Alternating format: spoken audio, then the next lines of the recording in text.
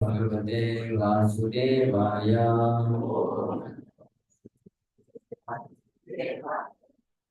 ओम नमो भगवते वासुदेवाय। ओम नमो भगवते वासुदेवाय।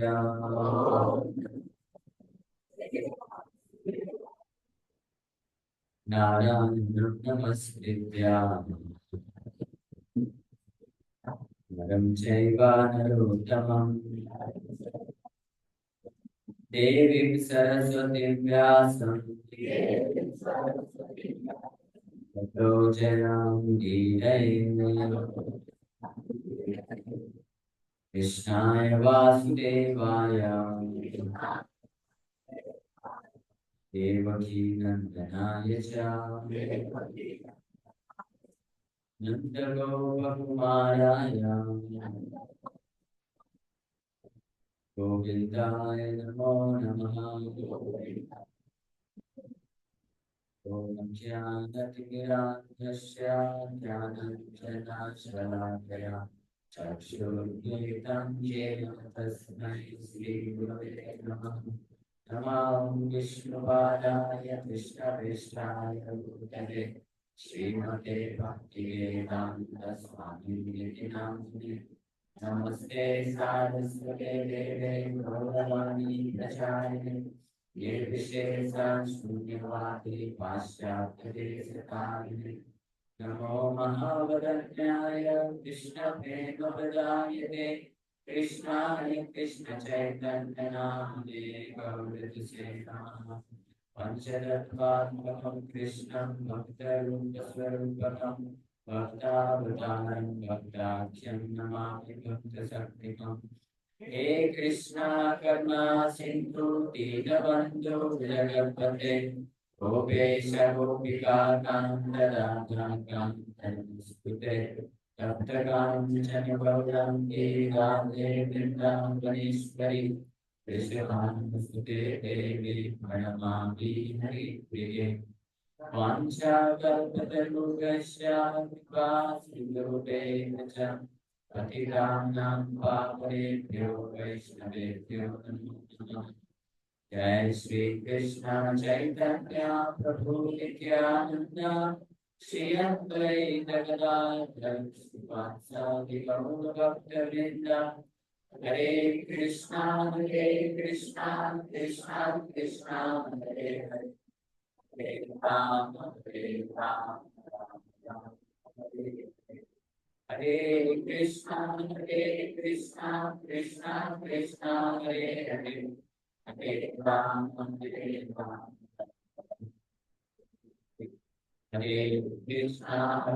कृष्णा कृष्णा कृष्णा हरे हरे हरे राम राम राम हरे हरे।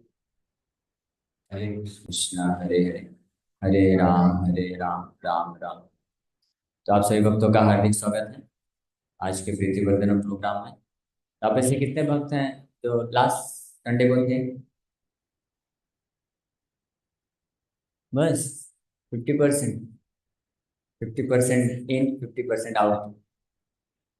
50% नए भक्त लोग आए। ओके। क्योंकि लास्ट क्लास में हमने जो चर्चा किया था, लास्ट टाइम भी आप लोग का दुर्भाग्य था, मुझे आना पड़ा। इस बार भी आप लोग का दुर्भाग्य। लास्ट टाइम भी सुबह सुबह बताए रोज जी कोई नहीं, आप दे दीजिए। ठीक है। तो लास्ट टाइम तो बहुत जल्दी बताए थे, सुबह 5 बजे बता दिए थे। इस बार 10:30 बजे सुबह आके बताते हैं, तो बोला अच्छी बात है। सेकंड पार्ट करेंगे। लास्ट टाइम फर्स्ट पार्ट किया था भगवान के अरेंजमेंट से इस संडे। तो ठीक है, प्रयास करेंगे जो लोग नहीं भी थे लास्ट टाइम तो वो भी समझ सकें, तो कुछ चीज़ों को रिपीट कर देंगे। हाँ, महाप्रभु की लीला है, उसको बारंबार भी अगर कोई सुनेगा तो अच्छा ही है ना। अगर कल आपने 1 गिलास गन्ने का जूस पिया तो आज पियेंगे कि नहीं पियेंगे? आपको पूछ रहा हूँ। हाँ, नहीं पियेंगे?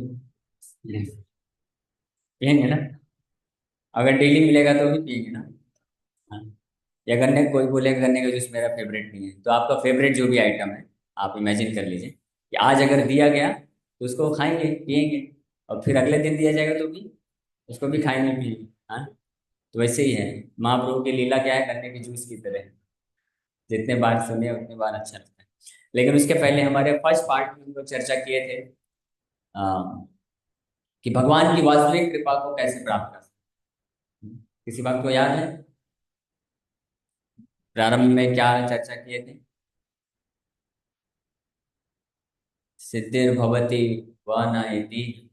याद आया किसी को कि भगवान का सेवा करने में जो लाभ मिलता है और भगवान के भक्त का सेवा करने में जो लाभ मिलता है, दोनों में अंतर है ना? हाँ, भक्त का सेवा ज्यादा श्रेष्ठ है। क्यों श्रेष्ठ है?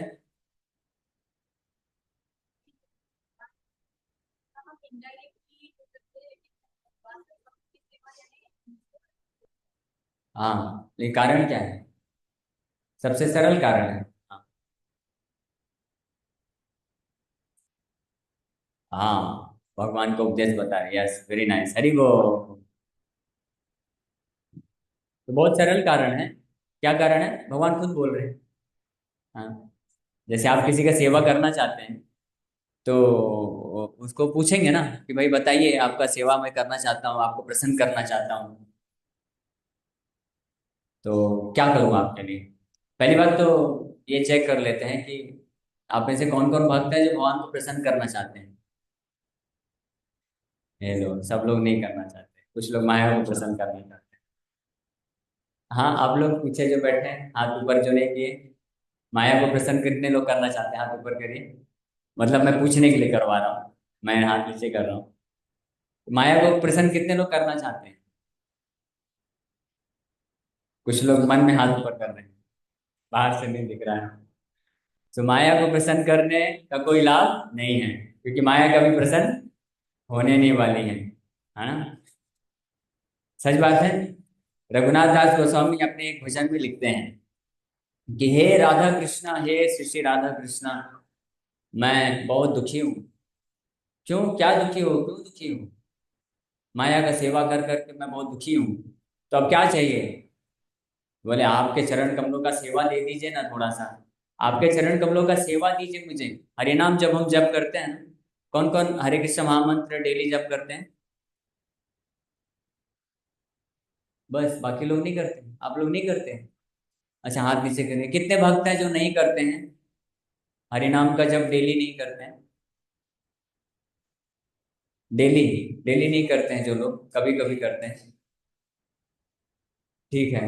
तो इन भक्तों के लिए हम लोग विशेष प्रार्थना करेंगे, श्री श्री गौर निताय से सब लोग करेंगे ना, कि अब ये लोग भी आज से ही ना, सही बोल रहा हूँ ना, गलत नहीं ना?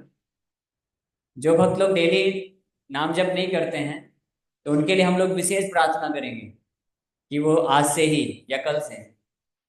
आज से ही, ओके, वेरी नाइस। आज से ही वो कम से कम कितना माला? नहीं नहीं, एक में नहीं। एक गौरांग महाप्रभु के, एक नित्यानंद प्रभु के लिए, और एक प्रभुपाद जी के लिए, और एक मैं बोल रहा हूँ तो मेरे लिए भी तो करेंगे ना। चार माला चलेगा ना? चार माला करने में कोई ज्यादा समय नहीं लगता है। कितना समय लगता है बस? कितना कितना लगता है बस? आधा घंटा बस। हाँ, आपका जो व्हाट्सएप सोशल मीडिया है उसमें से केवल 2% टाइम दे दीजिए आप, उतने में चार माला हो जाएगी। उसका थोड़ा सा टाइम अगर आप दे देंगे तो चार माला हो जाएगा। दो सुबह कर लीजिए, दो शाम को कर लीजिए, है ना? या एक सुबह कर लीजिए, एक दोपहर को कर लीजिए, एक शाम को कर लीजिए, एक रात को कर लीजिए। चार बोली, चार समय, सुबह दोपहर शाम रात्रि। ठीक है ना? करेंगे? जो लोग नहीं करते हैं कौन कौन वादा करेंगे कि हम करेंगे? हरि बोल, हरि बोल, हम भक्तों के लिए हरि बोल। Okay, thank you. करिए, हाँ। और जो लोग कर रहे हैं वो करते जाइए। हाँ, क्या कितने भक्त हैं जो 16 माला डेली करते हैं कम से कम? ओके, लगभग 50% भक्त करते हैं, बहुत अच्छी बात है। हरि बोल। हाँ, तो जो हम नाम जप करते हैं तो उसमें क्या भाव होना चाहिए? उसमें भाव ये है कि हे भगवान श्री श्री राधा कृष्णा, आप मेरी एक विनती को स्वीकार करिए। हम उसको हरे कृष्ण महामंत्र जप करना क्या है, एक प्रार्थना है ना, मालूम है सबको, ये एक प्रार्थना है। क्या प्रार्थना है, कि हम प्रार्थना करते हैं कि भगवान आप मुझे आपकी सेवा में लगाएं। तो भगवान प्रश्न पूछेंगे ना कि भाई क्यों लगाऊं सेवा में, अभी तक जहाँ सेवा कर रहे थे तो क्या हुआ उसका। जैसे कोई कंपनी में दूसरे कंपनी में जाता है, जॉब इंटरव्यू देता है, तो पूछता है ना कि पिछले कंपनी में आप क्या जॉब करते थे, कितना सैलरी था, उसको आप क्यों छोड़ना चाहते हो, मेरे कंपनी में क्यों आना चाहते हो। तो भगवान भी पूछेंगे ना, तो इसलिए भगवान के पूछने के पहले ही बता देते हैं वो कि हे भगवान, मैं जन्मों जन्मों से माया की सेवा में संलग्न था। हाँ, किस किस रूप में माया की सेवा आपने किया, तो बोलते हैं मैं अपनी इंद्रियों का, मन का, पत्नी का, बच्चों का, माँ बाप का, समाज का, यहाँ तक कि देवताओं का भी सेवा किया। देवताओं का सेवा करना भी माया की सेवा है, डाउटफुल है। जो लोग गीता पढ़े हैं वो लोग समझ जाएंगे, 7वां अध्याय पढ़िए, भगवान बताते हैं। हाँ, ये अन्य देवता अल्पमेध शाम, क्या है श्लोक, हाँ, कामस्तैस्त्रित ज्ञान प्रपद्यन्त्यन्य देवता, प्रपद्यन्त्यन्य देवता अल्प अंतवंतु फलम तेषां यद भवति अल्पमेध शाम। कि जो केवल काम से प्रेरित होकर के कुछ भौतिक लाभ के लिए देवताओं का पूजा करते हैं, तो वो बुद्धिमान लोग नहीं है, मतलब कम बुद्धिमान है। बुद्धिमान है बोलते हैं भगवान, मूर्ख नहीं बोलते हैं। मूर्ख किसको बोलते हैं मालूम है, मूर्ख उसको बोलते हैं जो अपने आप को ही भगवान समझता है। जो सोचता है कि मुझे किसी का पूजा करने का जरूरत नहीं है, किसी के सामने हाथ फैलाने का जरूरत नहीं है, मैं खुद करता हूँ। हाँ, ईश्वर वहां महाम भोगी बलवान सुखी, 16वें अध्याय में भगवान वर्णन करते हैं। भगवान बोलते हैं प्रकृति क्रियमाणानि गुणैः कर्माणि सर्वशः अहंकार विमूढ़ आत्मा। केवल मूर्ख नहीं बोलते भगवान, भगवान क्या बोलते हैं, विमूढ़ आत्मा, विशिष्ट रूपेण मूढ़, विशेष प्रकार का मूर्ख है ऐसा व्यक्ति जो सोचता है कि मैं खुद करता हूँ, मैं करता हूँ इसलिए प्रकृति चल रही है, मैं हूँ इसलिए प्रकृति चल रही है, इसलिए सूर्य चल रहा है, इसलिए दुनिया संचालित हो रही है। ऐसे लोग सोचते हैं कुछ लोग। हाँ, और इसलिए मैं अपने प्रयास से सब कुछ मैं प्राप्त कर सकता हूँ, मैं मेहनत करता हूँ, मेरी मेहनत की कमाई से मैं खाता हूँ, है ना। कोरोना के टाइम पे फिर क्या हो गया था, मेरे पास पैसा है इसलिए मैं अपने शरीर को, अपने परिवार वालों को बचा सकता हूँ, लेकिन ये सब विफल हो जाता है। तो जो जिनके पास थोड़ी भी बुद्धि होती है, वो जान जाते हैं कि नहीं नहीं, मैं बस सब कुछ नहीं कर सकता हूँ, हमारे ऊपर भी कोई है। हाँ, लेकिन सबसे ऊपर जो है उनको नहीं देख पाते हैं, छोटे हैं, बुद्धि छोटी है, तो सबसे ऊपर को नहीं देख पाते हैं, नीचे वालों को देखते हैं। तो देवतागण कौन है, भगवान के अपॉइंटेड एजेंट हैं, भगवान के वो महान भक्त हैं, भगवान के दास हैं, तो भगवान की आज्ञा से इस पूरी सृष्टि का क्या करते हैं, संचालन करते हैं। भगवान होल सोल प्रोपराइटर हैं, मालिक हैं, और उनके अपॉइंटेड मैनेजर्स हैं। तो उनके पास जाते हैं, वो हम बोलते हैं कम बुद्धि है, वो भी भौतिक लाभ के लिए जाते हैं, ऐसा लाभ जो कि शुरू में मिलता है फिर अंत में खत्म हो जाता है, तो उस लाभ के लिए क्यों जाना। हाँ, तो जो लेकिन जो फर्स्ट क्लास इंटेलिजेंस का होता है, जो बुद्धिमान होते हैं, वो भगवान कृष्ण का पूजा करते हैं, भक्ति करते हैं, और कोई भौतिक लाभ प्राप्त नहीं करना चाहते। हाँ? लेकिन जो जो बुद्धिमान में भी जो सर्वश्रेष्ठ बुद्धि रखते हैं, हाँ, सुमेध ऐसा बोला गया है, तो वो लोग क्या करते हैं मालूम है, किसका पूजा करते हैं, नहीं नहीं, देवी देवता को तो बताया, अल्प, हाँ, वैष्णव का, साधु का, गुरु का पूजा करते हैं, वो सर्वश्रेष्ठ बुद्धिमान हो। क्यों, क्योंकि उसके पहले जो लोग भगवान कृष्ण का पूजा करते हैं, भक्ति करते हैं, तो वो चाहते हैं कि हम इस भव बंधन से मुक्त हो जाएं, हमारा उद्धार हो जाए। तो ये भी बुद्धिमान लोग, अच्छे लोग, है ना, बुद्धिमान है जो ये सोचते हैं कि हमारा उद्धार हो जाए। लेकिन जो अत्यंत बुद्धिमान होते हैं, जिनको भगवान कृष्ण से प्रेम होता है, तो वो क्या सोचते हैं कि मुझे वो करना चाहिए जो भगवान को प्रसन्न करेगा। तो भगवान को क्या प्रसन्न करेगा, भगवान भागवत में स्पष्ट बताते हैं, क्या बताते हैं, मद भक्ता पूजा अभिधिका, मेरे भक्त का पूजा करना, सेवा करना क्या है, अधिकम, अधिक है, मेरे से ज्यादा श्रेष्ठ है। तो इसलिए ऐसे भक्त लोग फिर शिला प्रभुपाद जी का सेवा पूजा करते हैं, है ना, शिला प्रभुपाद जी का गुरु पूजा अटेंड करते हैं।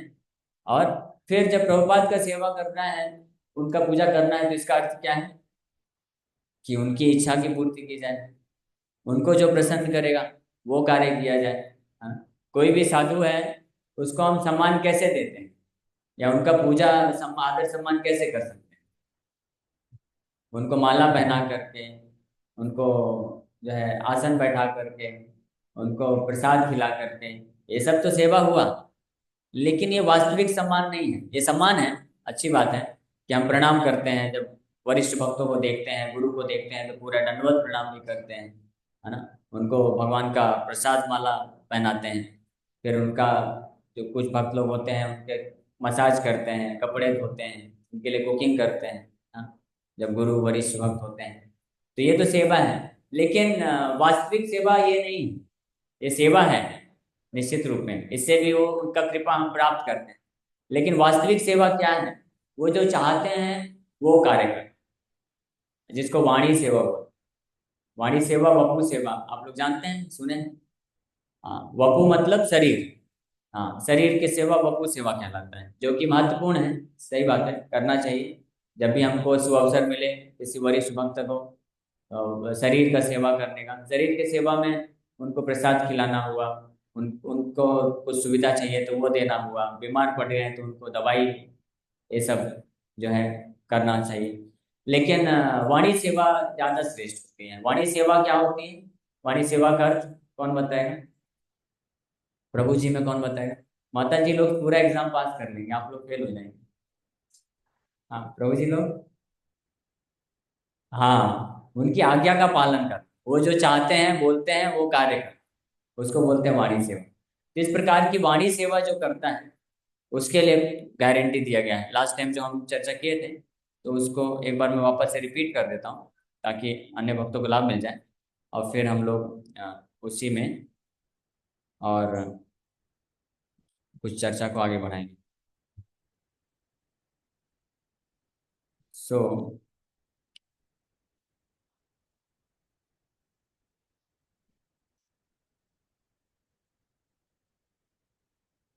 हरे कृष्ण। सो वृंदावन दास ठाकुर चैतन्य भागवत में, चैतन्य भागवत में चैतन्य महाप्रभु की लीला का वर्णन करने के पूर्व वो नित्यानंद प्रभु को प्रणाम करते हैं, गुणगान करते हैं, अपने गुरु को प्रणाम करते हैं, वैष्णवों को गुणगान करते हैं, है ना, इस प्रकार से। तो मद भक्ता पूजा विधिका सर्वभूतेषु मनमति, worshipping my devotees is better than directly worshipping me. मेरा डायरेक्ट पूजा करने से ज्यादा अच्छा क्या है? मेरे भक्तों का सेवा पूजा करना। तो मेरा पूजा करना ये खराब है ऐसा भगवान नहीं बोल रहे हैं, ठीक है ना। भगवान बोल रहे हैं वो भी अच्छा है, लेकिन बेटर, बेटर मतलब उससे अच्छा, उससे श्रेष्ठ क्या है वो बता रहे हैं। प्रभुपाद जी एक बार यहाँ तक बोलते हैं कि अगर कोई मंदिर में कोई पुजारी भगवान का पूजा में लगा हुआ है, लेकिन अकेला पुजारी है और कोई भक्त नहीं है ना? भारत में से तो ऐसा नहीं है संभव, लेकिन विदेशों में कई कई ऐसे मंदिर भी होते हैं जहाँ पे कोई कोई आरती में केवल पुजारी बस रहता है और भगवान रहते हैं। हाँ, वहां पे इतने भक्तों की संख्या नहीं है, तो दोपहर का आरती है, राजभोग आरती है, सब बाकी भक्त लोग अपने अपने जॉब धंधे में व्यस्त हो जाते हैं, तो एक पुजारी बस पूजा करता है। तो प्रभुपाद जी बोलते हैं कि अगर उस वक्त मान लीजिए कोई वरिष्ठ भक्त आ गया, सन्यासी आ गए, हाँ, मंदिर में कोई भक्त प्रवेश करते हैं, तो पुजारी को पूजा छोड़ देना चाहिए।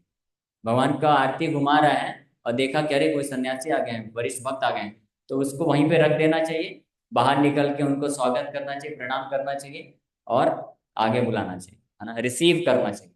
हाँ, उसके बाद वापस से जा करके पूजा कर सकते हैं।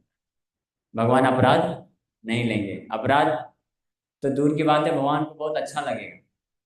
हाँ, और इनफैक्ट प्रभुपाद जी बोलते हैं अगर वो ऐसा नहीं करता है तो वो फिर वैष्णव अपराध है। लेकिन ये वहाँ की बात की जाए जहाँ पे और कोई नहीं है। अगर कोई मंदिर में और भक्त हो गए तो वो लोग रिसीव कर सकते हैं, पूजा कंटिन्यू जा सकते हैं। तो यहाँ इस बात को स्ट्रेस करने के लिए प्रभुपाद जी बता रहे हैं कि भक्तों को रिसीव करना, उनको आदर सम्मान देना ज्यादा महत्वपूर्ण होता है, भगवान को डायरेक्ट सम्मान करने से। तो भगवान भी इस बात के आपको बोल रहे हैं। तो वृंदावन दास ठाकुर बोल रहे हैं, एते के करी लागे भक्तेर वंदन अतएव आछे कार्य सिद्धि लक्षण। इसीलिए मैंने सबसे आगे भक्तों का वंदना किया, उनको प्रणाम किया, और इससे जो है वास्तविक सिद्धि को प्राप्त करना जो है असरटेन हो गया, मतलब गारंटी हो गई कि वास्तविक सिद्धि मुझे मिल जाएगी। क्या सिद्धि चाहते हो? चैतन्य महाप्रभु के गुणों का वर्णन करने वाले हैं, उनकी लीलाओं को वर्णन करने वाले हैं। तो भगवान श्री चैतन्य महाप्रभु से प्रार्थना बाद में करेंगे, लेकिन पहले गुरु, उनके गुरु कौन है? नित्यानंद प्रभु, वृंदावन दास ठाकुर के गुरु हुए नित्यानंद प्रभु। उनके ही आदेश से, उनकी ही कृपा से श्री चैतन्य महाप्रभु का वर्णन कर रहे हैं। इसलिए पहले अध्याय में जो है श्री चैतन्य महाप्रभु के समरी देते हैं लीलाओं की। फिर दूसरे अध्याय में पूरा अध्याय भगवान अनंत शेष नित्यानंद प्रभु के दिव्य गुणों का, महिमा का वर्णन करते हैं, ताकि उनकी कृपा को प्राप्त करके फिर चैतन्य महाप्रभु की जो है वर्णन कर सके उनके गुणों का। तो इसके तात्पर्य में ये डिवाइन ग्रेस श्रीला भक्ति सिद्धांत सरस्वती ठाकुर इसके तात्पर्य में बहुत सुंदर तात्पर्य लिखते हैं। आदि पुराण में ये श्लोक है, ये मे भक्त जना पार्थ न मे भक्ता ते जना मद्भक्तानां च ये भक्तास्ते मे भक्ता तमामता। भगवान अर्जुन को बोल रहे हैं, माय डियर पार्थ, हे पार्थ, हाँ सुनो ध्यान से, those who claim to be my devotees are not my devotees. जो अपने आप को बोलते हैं मैं कृष्ण भक्त हूँ, मैं कृष्ण का भक्त हूँ, वो मेरे भक्त कदापि नहीं है। लेकिन but those who claim to be devotees of my devotees are actually my devotees. जो बोलते हैं कि मैं एक भक्त का भक्त, जो बोलते हैं मेरे भक्तों का वो दास है, भक्त है, वो वास्तविक रूप में मेरा भक्त है। हाँ, इसलिए हम जब परिचय देते हैं अपने आप को, तो हम क्या परिचय देते हैं? हम कृष्ण भक्त हैं करके नहीं बोलते, हम किसके हैं? कृष्ण का भक्त हैं। हम लोग श्रीला प्रभुपाद जी के दास हैं। हम लोग इस्कॉन के, हम इस्कॉन के भक्त हैं। और इस्कॉन किसका है? प्रभुपाद जी का है। हाँ, तो प्रभुपाद जी से अपने आप की पहचान हम करते हैं, तब भगवान रिकॉग्नाइज करते हैं। श्रीमद् भागवतम के तीसरे स्कंद में भी बताया गया है, दुरापहि अल्प तपसा सेवा वैकुंठवत्मसु यत्रोपगीयते नित्यं देव देवो जनार्दन। ऐसे व्यक्ति जिनका अल्प तपस्या, जिनकी तपस्या कम होती है, उनको जो है भगवान के शुद्ध भक्तों का सेवा नहीं मिल पाता। भगवान का सेवा मिल जाएगा, थोड़ा भी जिसका तपस्या होगा, पुण्य होगा, तो भगवान का सेवा करने का अवसर मिल सकता है। लेकिन भगवान के शुद्ध भक्तों का संग और उनका सेवा करने का अवसर किनको नहीं मिलता है? जिनका तपस्या बहुत कम है, जिनकी भक्ति बहुत कम है पूर्व जन्मों में, तो वो नहीं मिल पाती है। सो इसीलिए ये बताया गया है। और शुद्ध भक्तों का सेवा अगर देखा जाए हमारे परंपरा में, शुद्ध भक्तों की सर्वश्रेष्ठ सेवा क्या है? आप में से कितने लोग ये बात को स्वीकार करते हैं कि हमारे श्रीला प्रभुपाद जी, उनके गुरु महाराज कौन? श्रीला भक्ति सरस्वती ठाकुर महाराज के एक फर्स्ट क्लास सर्वेंट। कौन लोग मानते हैं? नहीं मानते? हाथ ही नहीं। अच्छा, मानते हैं, जानते हैं ना इस बात को। इसलिए प्रभुपाद जी तो यहाँ तक बोल दिए कि I was the only mail disciple of my गुरु, कि एकमात्र मैं ही एक प्रभु शिष्य था, मतलब मेल डिसाइपल, बाकी सब स्त्रियां हैं। क्यों? क्योंकि जो पुरुष होता है वो पिता का जो धंधा होता है आगे बढ़ाता है। जो जो उनकी पुत्रियां होती हैं, तो वो उनका ठीक है, फेथफुल रहते हैं, सब रहते हैं, लेकिन धंधा आगे कौन बढ़ाएगा? पुत्र है। वंश को आगे कौन बढ़ाएगा? पुत्र है। तो इसलिए वो सबसे प्रिय हो जाता है। तो श्रीला भक्ति सरस्वती ठाकुर महाराज का जो बिजनेस हुआ, क्या बिजनेस? हाँ, उनका क्या बिजनेस था? हीरे का था या सोने का था या किसका था? हाँ, भगवान कृष्ण के जो दिव्य साहित्य हैं उसको प्रकाशन करना, उसको वितरण करना, दैट वाज हिज हार्ट, उनका हृदय था। इसलिए श्रीला भक्ति सरस्वती ठाकुर गौड़ी मठ जब स्टेब्लिश किए, कलकत्ता गौड़ी मठ के भगवान के ऑल्टर के सामने प्रिंटिंग प्रेस स्थापित किए थे। भगवान का आरती चल रहा है वहां पे, प्रिंटिंग प्रेस से प्रिंटिंग हो रहा है पुस्तकें छप रही हैं। सोचिए क्यों ऐसा? क्योंकि बोले कि जैसे भगवान के सामने आरती होता है तो मृदंग बजता है, कीर्तन होता है ना, तो वो बोले ये जो मृदंग बजाते हैं ये वाला, इसका ध्वनि तो कितना जाएगा? 100 मीटर ज्यादा से ज्यादा, उतना भी नहीं जाएगा कोई, बहुत है ना, इनके जैसे अच्छा बजाने वाला होगा तो वो 100 मीटर तक पहुंचा सकता है। मेरे जैसा कोई होगा तो 10 मीटर भी नहीं पहुंचे। लेकिन जो ये जो प्रिंटिंग प्रेस है, बोले ये प्रिंटिंग प्रेस जो है, ये ऐसा मृदंग है, इसकी ध्वनि पूरे विश्व में पहुंचेगी। इसलिए उस मृदंग को, कौन से मृदंग को, बृहद मृदंग उसको बोले, उस बृहद मृदंग को भगवान के सामने इंस्टॉल किए, स्थापित किए, और उसके द्वारा कीर्तन करते थे श्रील भक्ति सिद्धांत ठाकुर। और वो कीर्तन कैसा था? वो कीर्तन निरंतर चलता रहता था। यहाँ पे तो हम लोग 15-20 मिनट, आधा घंटा, 1 घंटा, 2 घंटा बस कीर्तन कर पाएंगे, वो भी 100 मीटर के से ज्यादा नहीं जा पाएगा। लेकिन वो जो बृहद मृदंग मृदंग के द्वारा श्रील भक्ति सिद्धांत ठाकुर कीर्तन किए, तो वो निरंतर कंटिन्यूअस 24/7 कीर्तन चला और पूरे विश्व तक पहुंचा। इसलिए वो बोले कि ये है बेस्ट तरीका भगवान का कीर्तन करने का, भगवान को सामने पूजा करने का। इसलिए उनके सामने स्थापित किए। और 1936, 1936 में जब आखिरी बार श्रील प्रभुपाद जी अपने गुरु महाराज से मिले, तो उस वक्त, हरि बोल, उस वक्त क्या प्रश्न पूछे श्रील प्रभुपाद जी? हमारे श्रील प्रभुपाद जी हमेशा अपने गुरु महाराज से केवल एक ही प्रश्न पूछे। किसी को मालूम है वो क्या प्रश्न? एक ही प्रश्न को बार बार पूछे। तो आप बोलेंगे अच्छा प्रभु जी ऐसा है क्या? यानी हम भी सही हैं, हम बार बार प्रभु जी से पूछते हैं, प्रभु जी परेशान हो जाते हैं, क्या एक ही प्रश्न आप पूछते रहते हो? अब आज प्रमाण मिल गया, प्रभुपाद जी भी अपने गुरु से केवल एक ही प्रश्न बार बार पूछते थे। हाँ, लेकिन प्रश्न तो जान लीजिए, क्या प्रश्न बताइए। हाँ, क्या बोल रहे हैं? नहीं नहीं, हाँ एक ही प्रश्न, आपको वही। अच्छा, क्या प्रश्न था? How can I serve you, how can I please you, मैं आपकी सेवा कैसे करूं? बस ये प्रश्न। जब कोई व्यक्ति ये प्रश्न पूछना चालू कर दे, तब समझना चाहिए कि वो समर्पित हुआ है। तब समझना चाहिए कि वो सिद्धि को प्राप्त कर चुका है या सिद्धि प्राप्त कर लेगा बहुत जल्द ही। तब समझना चाहिए कि अब वो शुद्ध भक्ति मार्ग में स्थित हो रहा है ना। उसके पहले तो क्या चल रहा है? उसके पहले तो एग्जामिनेशन, अभी एंट्रेंस एग्जाम की तैयारी चल रही है। भक्ति की स्कूल, भक्ति रूपी जो कॉलेज है, उसमें एंट्री पाने के लिए तब तक क्या चलती है? तैयारी चलती है। सत्संग में आना, नाम जप करना, आरती अटेंड करना, प्रसाद लेना, भक्तों से जो भी विचार विमर्श करते हैं वो सब, वो भी जरूरी है, अच्छी बात है। लेकिन हमको पता तो होना चाहिए ना, कब तक हम केवल एंट्रेंस एग्जाम देते रहेंगे? कब हम पास होकर के, एग्जाम पास करके दाखिला मिलेगा, एडमिशन मिलेगा, उसी को वास्तव में इनिशिएशन बोलते हैं, दीक्षा बोलते हैं। समझना है ना?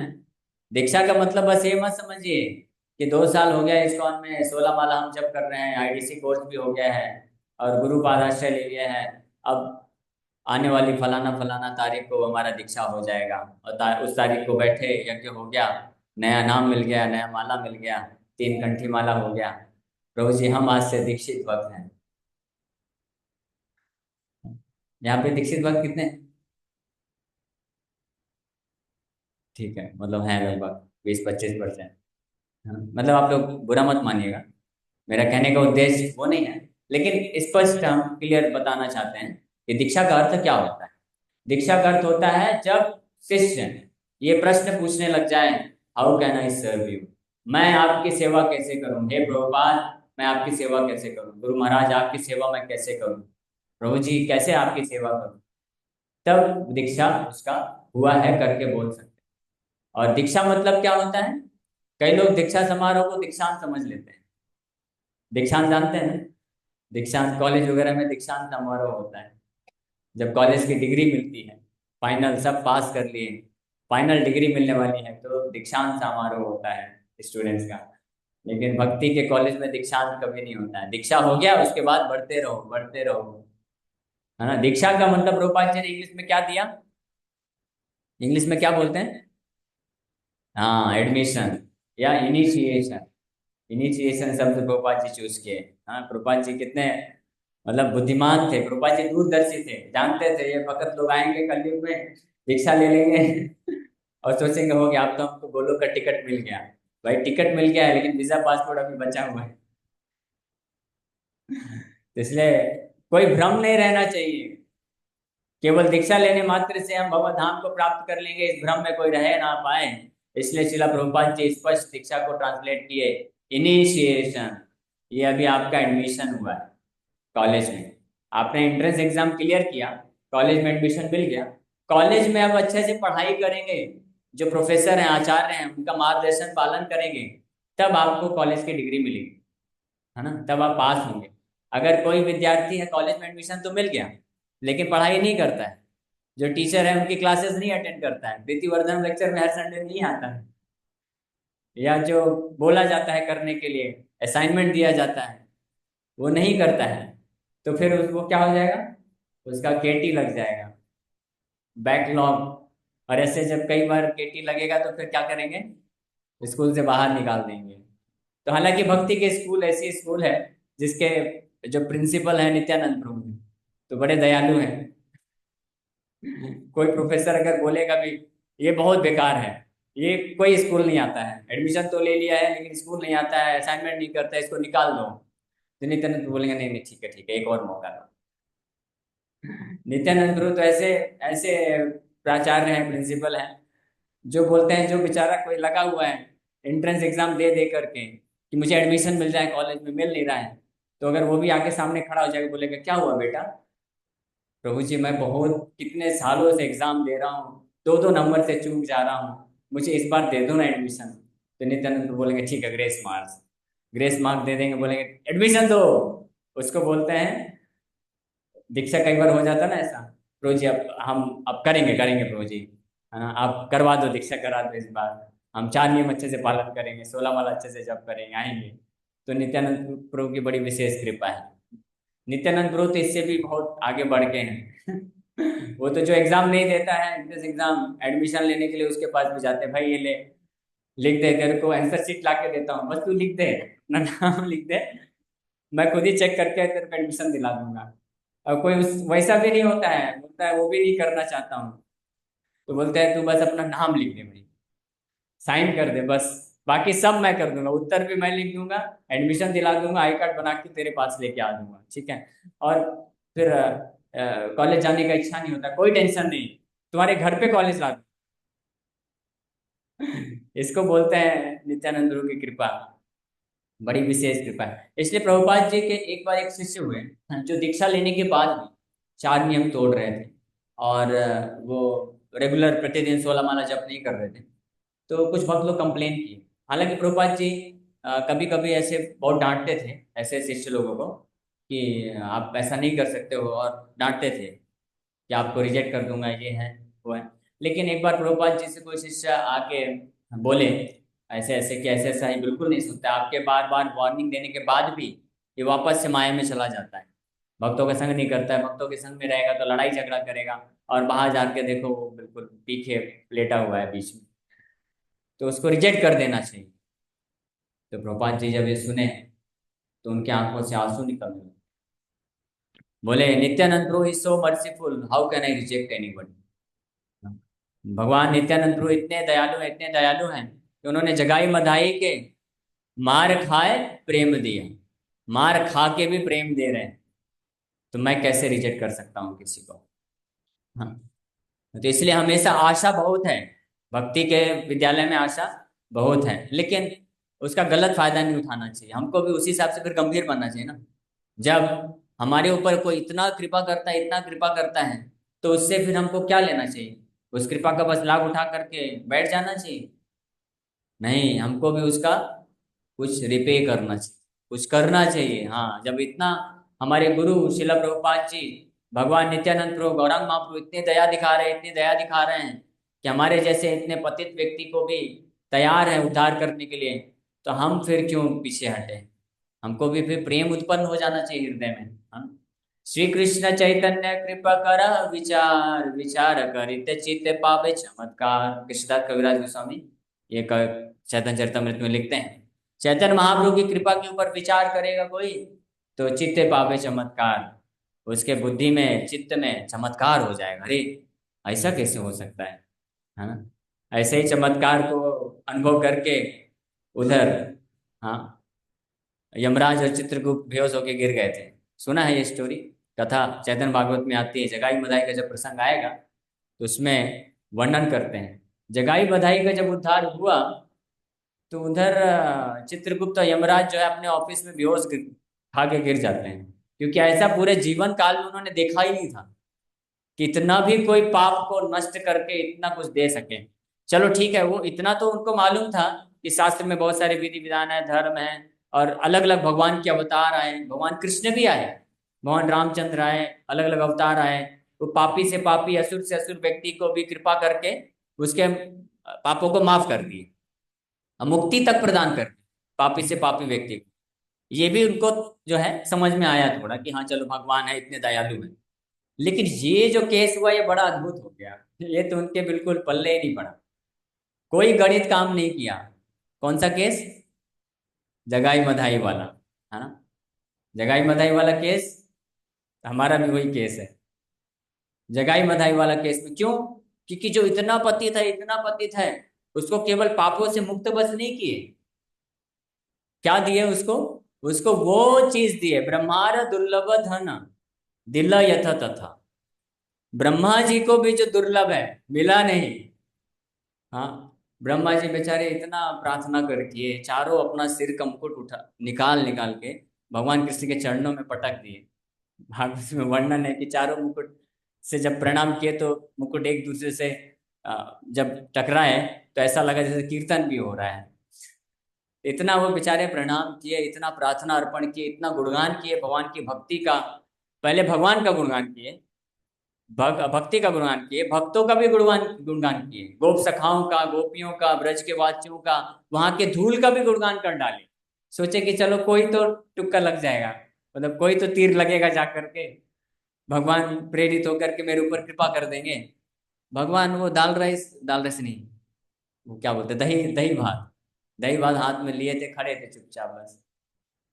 भगवान सोच रहे थे कब जाएगा ये, मेरा सूख रहा खाना है मुझे। मेरे सखा लोग इंतजार कर रहे हैं, ये चार सिर वाला कौन आ गया है, क्या क्या बड़बड़ा रहा है।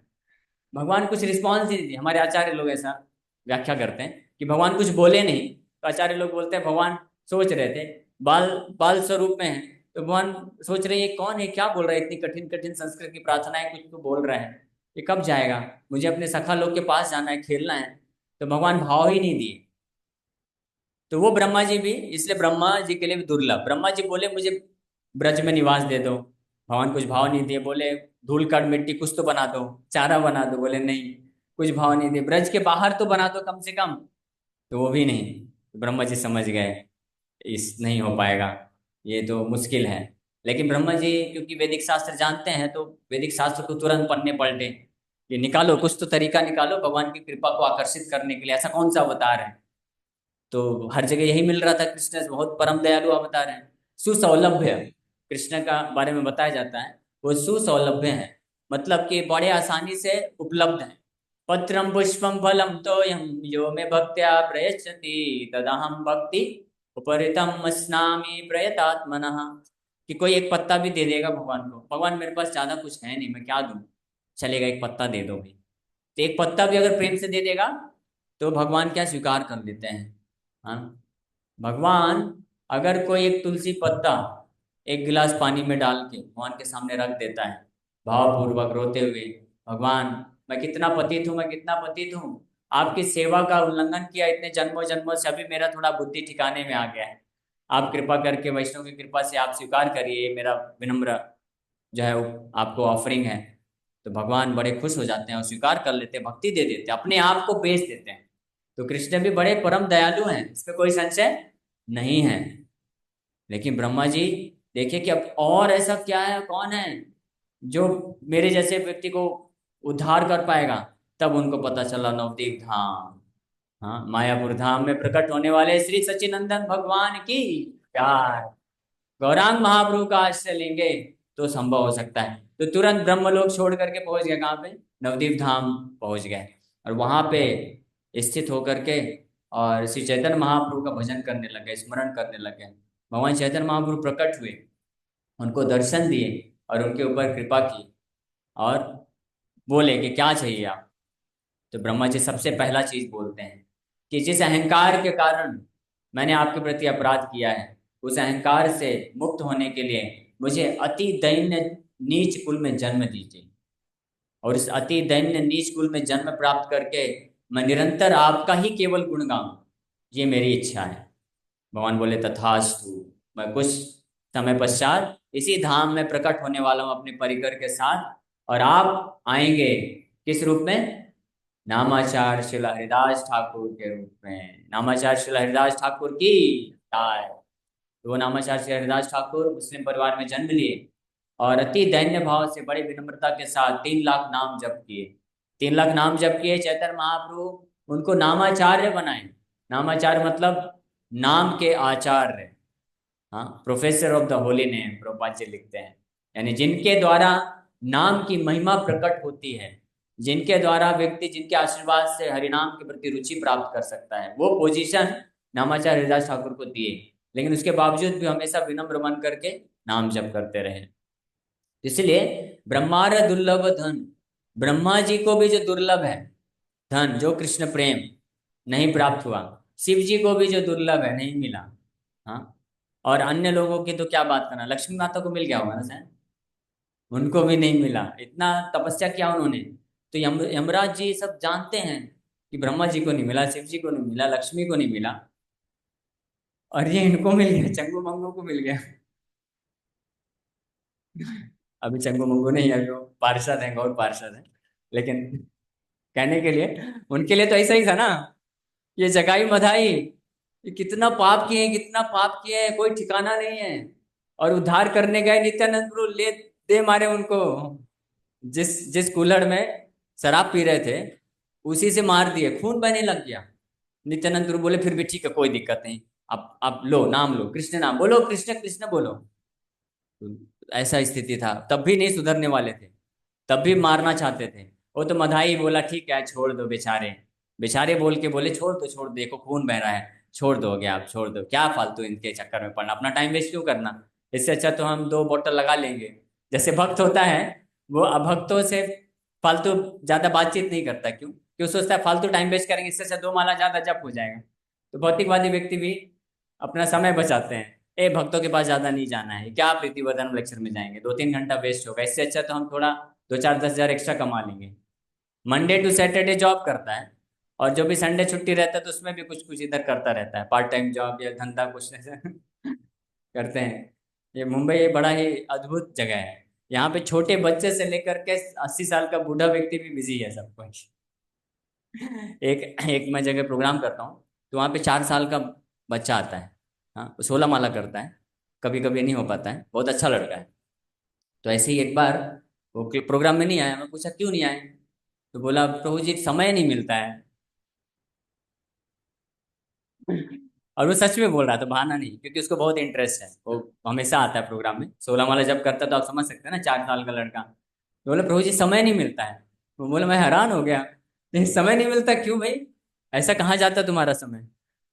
तो बोला प्रभु जी सुबह 6 बजे उठता हूँ, फिर स्कूल जाता हूँ, स्कूल से आने के बाद लंच करता हूँ, फिर ट्यूशन जाता हूँ, ट्यूशन से आने के बाद फिर दोनों का जो होमवर्क रहता है वो करता हूँ, ऐसे करते करते 10 बज जाता है।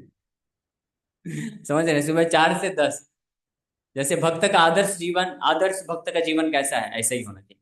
सुबह 4 बजे से लेकर के रात को 10 बजे तक पूरा कृष्ण की सेवा में व्यस्त है। स्पेशली जो ब्रह्मचारी हैं, सन्यासी हैं, उनके लिए स्पेशली ये एक शुभ अवसर है।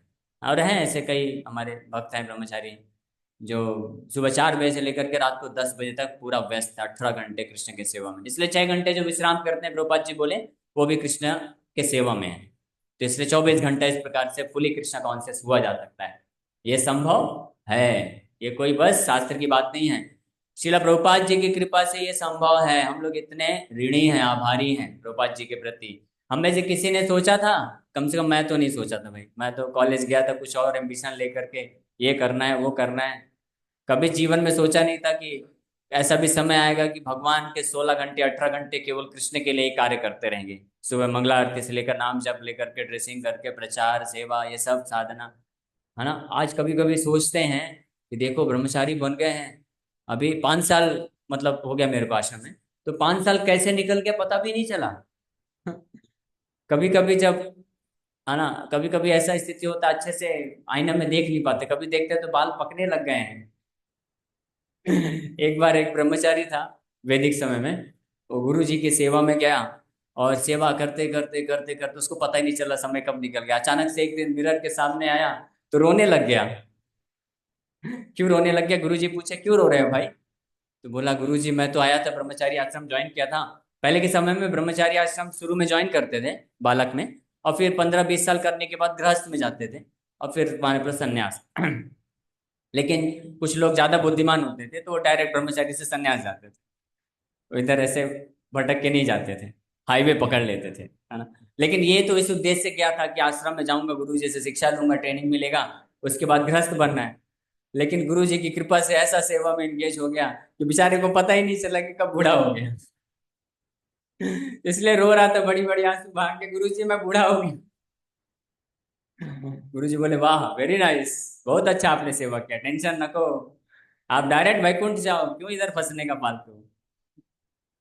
तो ऐसा ये सौभाग्य है। तो सोचिए ये सौभाग्य हम जैसे पतित, हम जैसे नहीं, मेरे जैसे पतित व्यक्ति के लिए मिला। ये किसकी कृपा से मिला? शिला प्रभुपाद जी की कृपा से मिला। शिला प्रभुपाद जी केवल ज्ञान ही नहीं दिए हैं, और उसे वैसा भी ज्ञान कौन सा, गुह्यतमम ज्ञान, ये भी मैं अभी आगे बताने वाला हूँ। ज्ञानम गुह्यतमम यत्तत् साक्षात भगवद उदितम, हाँ, अनववोचन गमिष्यन्ता कृपया दीन वत्सला। नारद मुनि के प्रसंग में, जब नारद मुनि आ, बालक थे, दासी पुत्र, है ना, दासी पुत्र मतलब शूद्र के पुत्र थे नारद मुनि, उनके पिताजी थे नहीं। अब वो माता पालन पोषण करने के लिए बेचारी गांव गांव में अलग अलग जगह जाके मजदूरी करती थी, सेवा करती थी दासी बन के।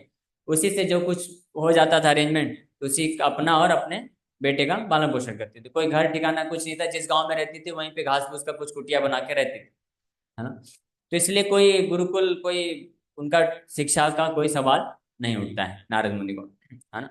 तो नारद मुनि को भी बालक जब थे तो उनको भी अपने ऐसे ही जो कार्य करती थी उनकी माँ, तो उसी में कुछ उनको लगा देती थी कि तुम भी मदद करो। ऐसे आपने देखा होगा कई बार, कुछ ऐसे होती हैं स्त्रियां जिनका पति नहीं होता है, तो ऐसे वो सेवा करती हैं कहीं कहीं जा करके, तो उनके बच्चों को फिर पढ़ने का मौका नहीं मिलता है, तो माँ के साथ ही जो सेवा करती है उसी को हेल्प करते हैं, इसी से उनका जीवन चलता है। तो उनका सौभाग्य था कि उस गांव में चातुर्मास के समय में ये भक्ति वेदांतास यानी भगवान के कुछ शुद्ध भक्त लोग आए, और उनको, उनकी माँ को ये सौभाग्य मिल गया कि आप इनके लिए जो भी अरेंजमेंट करना है, सेवा करना है, आप सेवा देने के लिए, प्रसाद है और साफ सफाई है ये सब।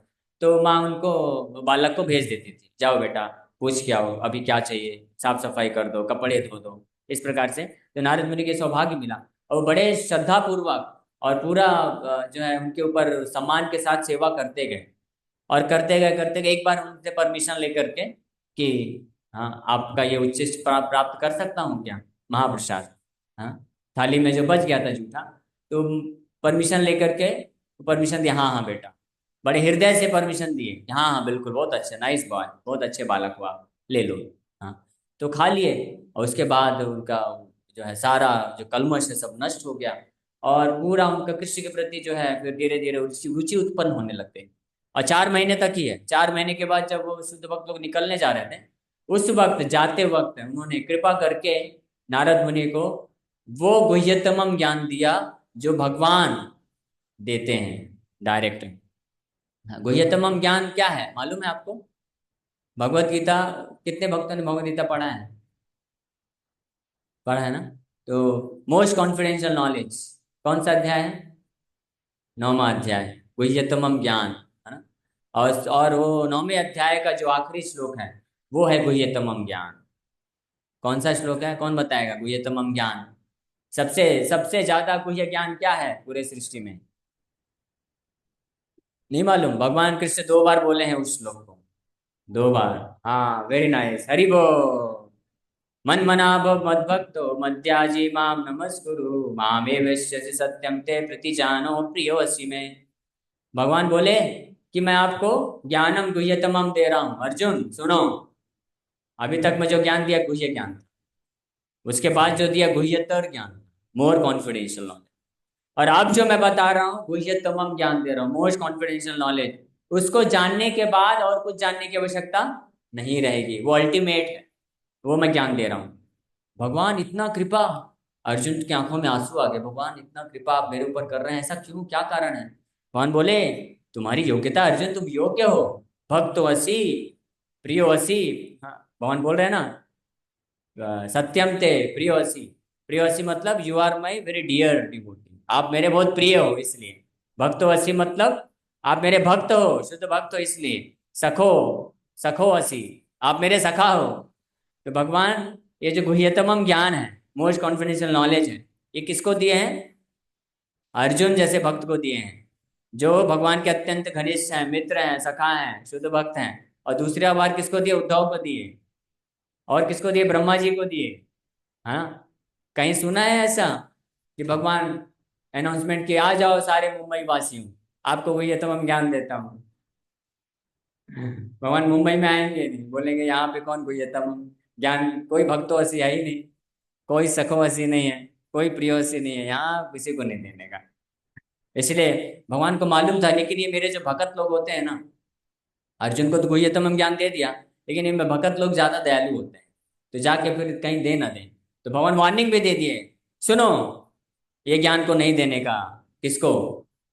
जो मेरे प्रति ईर्ष्या रखते हैं, जो तपस्वी नहीं है, जो भक्त नहीं है, उनको ये ज्ञान बिल्कुल नहीं सुना। तो किसको दूं भगवान? जो मेरे शुद्ध भक्त हैं उनको देने का।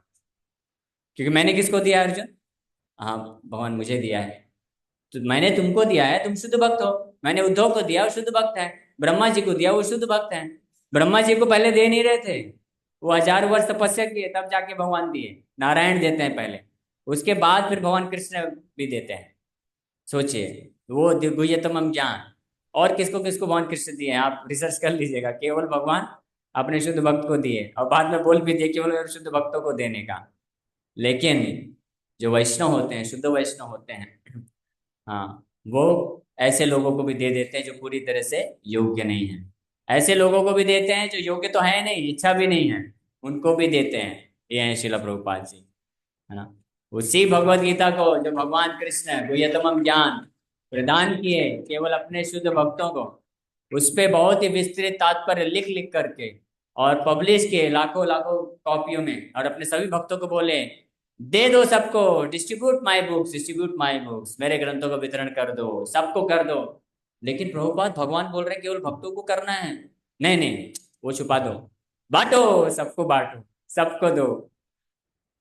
क्यों? ऐसा क्यों है? ये कोई उल्लंघना नहीं है ना, अवहेलना नहीं हो रही है कृष्ण के वचन की। कृष्ण भी अपनी जगह पे सही है, और प्रभुपाद जैसे महान आचार्य भी अपनी जगह पे बिल्कुल सही है, बल्कि ज्यादा सही है। कृष्ण अपनी जगह पे सही इसलिए है क्योंकि कृष्ण पूरी तरह स्वतंत्र है।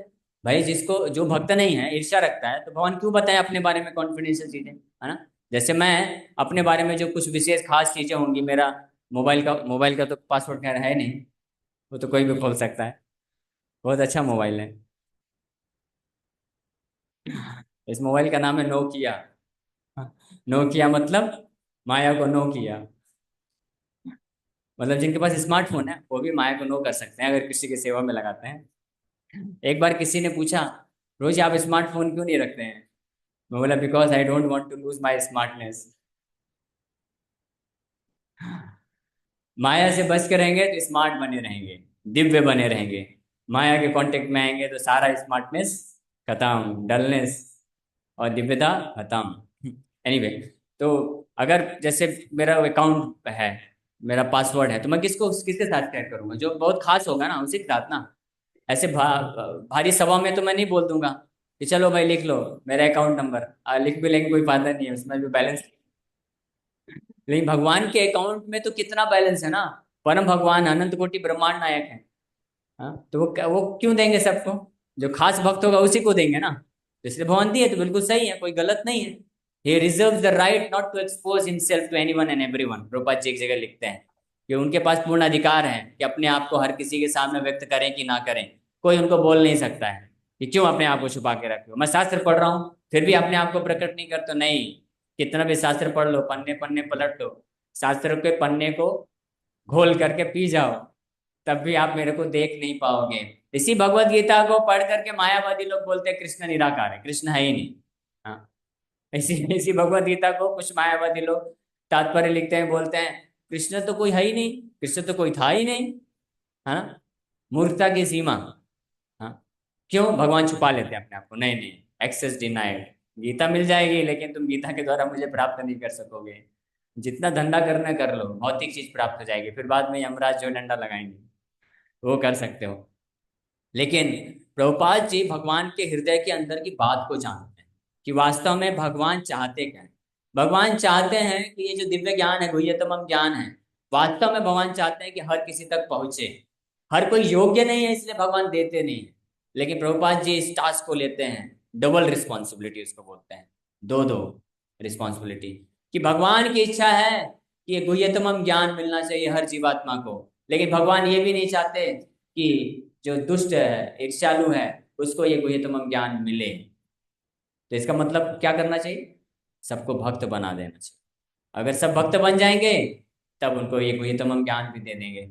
इसलिए श्रील प्रभुपाद जी ये आदेश दिए कि आप जाओ इन बुक्स को वितरित करो। उससे क्या होगा, ये किताब अगर कोई ले लेता है मात्र, लेने मात्र से वो भक्ति को प्राप्त कर लेगा, भक्त बनने की स्थिति में आ जाएगा। और फिर धीरे धीरे वो भक्तों का संग करेगा, सुनेगा और इस दिव्य ज्ञान को प्राप्त करना प्रारंभ करेगा, है ना। तो इसलिए प्रभुपाद जी जैसे जो महान वैष्णवाचार्य हैं, उनकी कृपा हमारे ऊपर ज्यादा है भगवान कृष्ण से भी। ऑफ कोर्स भगवान कृष्ण की ही कृपा से, भगवान इनडायरेक्ट कृपा करते हैं, कृष्ण की ही कृपा है, कृष्ण की कृपा से हमको कोई वैष्णव आचार्य मिलते हैं, वो माध्यम बनते हैं। लेकिन इसका मतलब है कृष्ण चाहते हैं कि अपने शुद्ध भक्त को जो है माध्यम बना करके हमारे ऊपर कृपा करते हैं, ताकि उनका गुणगान ज्यादा हो, उनका पूजा हम ज्यादा करें, उनका सेवा ज्यादा करें और उनकी आज्ञा का पालन हम ज्यादा करें। ठीक है, तो ये हमारा दायित्व है। खैर समय हो गया है, इसका थर्ड पार्ट बचा हुआ है। नेक्स्ट टाइम अगर मौका मिलेगा तो हम लोग चर्चा करेंगे, है ना, कभी। तो और महाप्रभु की लीला का भी एक चीज बचा गया है, तो वो भी हम लोग नेक्स्ट टाइम चर्चा करेंगे। लेकिन यहाँ पे महत्वपूर्ण चीज क्या है कि जो गुह्यतम दिव्य ज्ञान हमको प्राप्त हुआ अयोग्य होते हुए भी, जैसे जगाई बधाई को प्राप्त हो गया नित्यानंद प्रभु की कृपा से, आदि गुरु श्री बलराम की कृपा से, तो उसी प्रकार से श्रील प्रभुपाद जी की जो नित्यानंद प्रभु के शुद्ध प्रतिनिधि हैं, और हम भी शुद्ध प्रतिनिधि हैं या थे, जो भी समझना समझ लीजिए, मैं अपने बारे में बोल रहा हूँ। मैं भी शुद्ध प्रतिनिधि था, जगाई मधाई का हूँ भी। तो बहुत अच्छा कॉम्बिनेशन हो गया ना, प्रभुपाद जी नित्यानंद प्रभु के शुद्ध प्रतिनिधि और मैं हो गया जगाई मधाई का शुद्ध प्रतिनिधि। अच्छा कॉम्बिनेशन हो गया, कृपा हो गई। हरि बोल। हाँ, इसलिए हमको ऐसे श्रील प्रभुपाद जी का सेवा करना चाहिए। ठीक है, तो आप सभी भक्तों से अनुरोध है, ये मैराथन मंथ चालू हो चुका है, तो आप सब लोग प्रयास करिए। अभी जाग आ रहे हैं, बैठ जाइए थोड़ा 5 मिनट, कुछ अनाउंसमेंट भी होगा। प्रसाद प्रवचन एंड होने के बाद ही मिलेगा। अभी आखिरी में एक अच्छा भजन करने वाले हैं हम लोग, बहुत सुंदर भजन जो अभी चर्चा किए इतना, तो वो भजन अटेंड करके चलिए। तो इसलिए आप सबसे अनुरोध है, रिक्वेस्ट है कि आप लोग कृपा करके पुस्तक वितरण का सेवा करिए। और हर कोई कर सकता है, एक छोटा बालक से लेकर के बूढ़ा व्यक्ति भी कर सकता है। माताएं बोलेंगे हम कैसे करेंगे, हम तो ज्यादा घर से बाहर नहीं निकल सकते हैं। हालांकि माताएं भी निकलती हैं घर से बाहर, कई माताएं जैसे सुधा पांडे माता जी बैठी हैं, साधना माता जी हैं, और भी माताएं करती होंगी, इन लोगों को मैं जानता हूँ। तो ये लोग स्टेशन में भी जाते हैं, हाँ, और डिस्ट्रीब्यूशन करते हैं, सड़क में भी कीर्तन करते करते डिस्ट्रीब्यूशन करते हैं। तो कर सकते हैं, लेकिन ठीक है ग्रुप में करना चाहिए, अकेले माता जी लोग मत जाइए, प्रभु जी लोग के साथ मिलकर जा सकते हैं। या अगर कोई माता जी वो नहीं कर सकती हैं तो आपके सोसाइटी में करिए, वो भी नहीं कर सकते हैं, आपके व्हाट्सएप पे इतने सारे कॉन्टेक्ट हैं, उसका कब लाभ उठाएंगे। सोशल मीडिया में कई लोग इंस्टाग्राम में, सोशल मीडिया में है जो एडवांस हैं, जैसे कुछ युवा माताएं हैं, युवा भक्त लोग हैं, तो वो लोग आप फायदा उठाइए, इंस्टाग्राम में डालिए ग्रंथ वितरण के बारे में, एवरीडे कुछ ना कुछ पोस्ट डालिए और कांटेक्ट करने को बोलिए और फोन करिए लोगों को और समझाइए कि गीता जयंती आ रही है, गीता जयंती के शुभ अवसर दिवस पे भगवान कृष्ण ने भगवत गीता बोला है, इस उपलक्ष्य पे आप भगवत गीता लेंगे खुद के लिए या अन्य किसी को देंगे तो आपको हजारों गुना ज्यादा बेनिफिट मिलेगा, लाभ मिलेगा, कृष्ण की और कृपा प्राप्त होगी। तो इसलिए आप गिफ्ट करिए। अभी दिसंबर महीना है, अगला साल नया साल आने वाला है, तो नए वर्ष में आप गीता गिफ्ट करिए, गीता जयंती के उपलक्ष्य पे। किसी का अभी विवाह भी चल रहा है सब कुछ, तो विवाह में गीता गिफ्ट करिए, बर्थडे पार्टी में गीता गिफ्ट करिए। किस प्रकार से कांटेक्ट लेकर आप कांटेक्ट करके उनको बोलिए और उनके पास गीता भेजिए। अभी इतनी अच्छी सुविधा है कि अगर मुंबई के बाहर भी भक्त हैं आपके कांटेक्ट में, तो उनको भी आप गीता पहुंचा सकते हैं, उनको आप कुरियर कर सकते हैं, या www.iskonbooks.com, हमारे इस्कॉन जू का ऑफिशियल वेबसाइट है, वो लिंक आप शेयर कर दीजिए, उससे गीता परचेज कर दीजिए। शेयर मत करिए, आप उनसे पैसा लीजिए और आप इसमें से लिंक में से जा करके और डिलीवरी कर दीजिए डायरेक्ट एड्रेस पे, है ना। आप उनको लिंक भेज देंगे, वो लोग आलसी लोग हैं, वो लोग नहीं करने वाले। ठीक है, तो ये सब कार्य कर सकता है ना कोई भी। तो एक महीने कम से कम आज से चालू कर सकते हैं, लेकिन कम से कम 30 दिन 31 दिन जो है आप ये डिटर्मिनेशन ले सकते हैं। हर भक्त कम से कम 2-3 बॉक्स तो ऐसे कर सकता है गीता। 64 भगवत गीता होती है 2 बॉक्स में, या 1 बॉक्स गीता तो सबको करना चाहिए डिस्ट्रीब्यूशन। ठीक है, करेंगे। कितने भक्त लोग हैं ये गीता मैराथन की सेवा में भाग लेंगे? हाथ ऊपर करिए, देखिए कुछ लोग सुनते ही भाग गए। हाँ, कितने भक्त है भाग जाएंगे? गीता मैराथन की सेवा से कितने भक्त लोग भाग जाएंगे? ये सब उठ उठ के भाग लें, लेकिन जो बैठे हैं वो सब करेंगे ना, सब करेंगे ना। तो आपके अपने अपने जो प्रभु जी हैं, काउंसलर हैं, उनके मार्गदर्शन में रह करके आप उनको अप्रोच करिए, गीता लीजिए और डिस्ट्रीब्यूशन चालू करिए। Thank you very much. Hare Krishna Hare Krishna Krishna Krishna Hare Hare, Hare Ram Ram Ram Hare Hare. किसी भक्त का कोई प्रश्न है पूछ सकते हैं? यस कोई? मैं दिल्ली से आया हूँ। मैंने अमृताचार्य जी का एक कथा सुना था, उसने बोला था माता पिता का सेवा करो, उसके हमारी शक्ति है। तो माता पिता का सेवा, यस। ओके ओके, बैठ जाइए, 2 मिनट और लेंगे। बहुत तीव्रता से भूख लग गई क्या? मुझे भी प्रसाद पाना है आप लोग के साथ। बहुत अच्छा प्रश्न पूछे हैं कि माता पिता का सेवा करिए तो आपको पूरी सिद्धि प्राप्त हो जाएगी। ये बिल्कुल सत्य बात है ना। माता पिता का जो भी सेवा करेगा पूरी सिद्धि को प्राप्त करेगी। हमारे असली माता पिता इधर हैं। भगवान श्री श्री राधा रास प्यारी हमारे असली माता पिता हैं। और ऐसे माता पिता जो भगवान के भक्त हैं, भगवान के प्रतिनिधि बन के हमको प्रेरित करते हैं कृष्ण भक्ति के लिए, तो उनका भी सेवा करने से हमको लाभ प्राप्त होता है। जिस प्रकार से गुरु गुरु जो होते हैं वो भगवान के शुद्ध प्रतिनिधि होते हैं, हमको कृष्ण की सेवा में लगाते हैं, तो ऐसे गुरु का सेवा करने से हम भगवान को प्राप्त करते हैं। तो इसी प्रकार से ऐसे माँ बाप जो भगवान के प्रतिनिधि बन करके अपने बच्चों को भगवान कृष्ण के भक्त बनाने के लिए प्रेरित करते हैं, उनका सेवा करने से भी हमको वो लाभ मिलता है। लेकिन अगर ऐसे माँ बाप हैं जो हमको कृष्ण भक्ति के विरोध में जाते हैं, जो भगवान की शिक्षा नहीं देना चाहते हैं, तो उनका उनका सेवा करने से आपको सदगति प्राप्त नहीं होगी। सदगति मतलब आध्यात्मिक गति। पुण्य मिल जाएगा, पुण्य से आप स्वर्ग वगैरह इत्यादि प्राप्त कर लेंगे, लेकिन वापस से भौतिक जगत में फंसना पड़ेगा, है ना। तो इसलिए ये बहुत जरूरी है। इसलिए भगवान कृष्ण स्पष्ट रूप में भगवद गीता में बताएं कि हम कौन हैं। हम कौन हैं? हम ये शरीर नहीं है, हम लोग आत्मा है। और आत्मा किसका अंश है? परम पिता भगवान कृष्ण का अंश है। तो भगवान कृष्ण त्वमेव माता पिता च त्वमेव त्वमेव बंधु सखा त्वमेव, है ना। आप ही एकमात्र मेरे पिता है, माता है, बंधु है, सखा है। अब वास्तविक हमारे माता पिता बंधु सखा कौन है? भगवान है। और उनके अगर कोई भक्त है जो हमको उनसे जोड़ने के लिए प्रेरित करते हैं, तो वो भी हमारे फिर ऐसे उनके प्रतिनिधित्व बन के हमारे लिए वो गार्जियन बन जाते हैं, तो उनका भी हम सेवा कर सकते हैं। ठीक है। और धर्म का अर्थ होता है, आपने दूसरा प्रश्न पूछा धर्म और कर्म। धर्म का अर्थ होता है कर्तव्य, और कर्तव्य का अर्थ होता है कि ऐसे कार्य जिनको आप अवॉइड नहीं कर सकते, जिनको आप त्याग नहीं सकते, जिनको त्यागने से आप बंधन में दुख में फंस जाएंगे, है ना। तो हमारा जिनके साथ संबंध होता है, जिनकी कृपा से हम कुछ प्राप्त करते हैं, तो हमारा उनके प्रति कुछ कर्तव्य होता है, उस कर्तव्य का पालन करना अनिवार्य है। और परम भगवान श्री कृष्ण से हम सब कुछ प्राप्त करते हैं। सांस लेना, खाना, पीना, सोना, बैठना, बुद्धि लगाना, शरीर, इंद्रियां, इस संसार की हर वस्तु भगवान से प्राप्त होती है। इसलिए हमारा वास्तविक कर्तव्य क्या है? हमारा वास्तविक कर्तव्य या धर्म है कि परम भगवान श्री कृष्ण को हमेशा सेवा करें, उनका स्मरण करें। That is our ultimate duty, ultimate धर्म। ठीक है, इसी के साथ इन पे विराम करते हैं। Thank you very much. Hare Krishna Hare Krishna Krishna Krishna Hare Hare, Hare Ram Ram Ram Hare Hare. शिला प्रभुपाद की जय।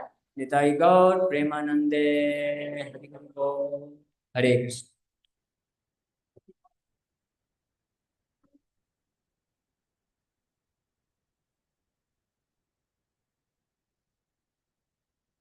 आज के लिए रहा ना।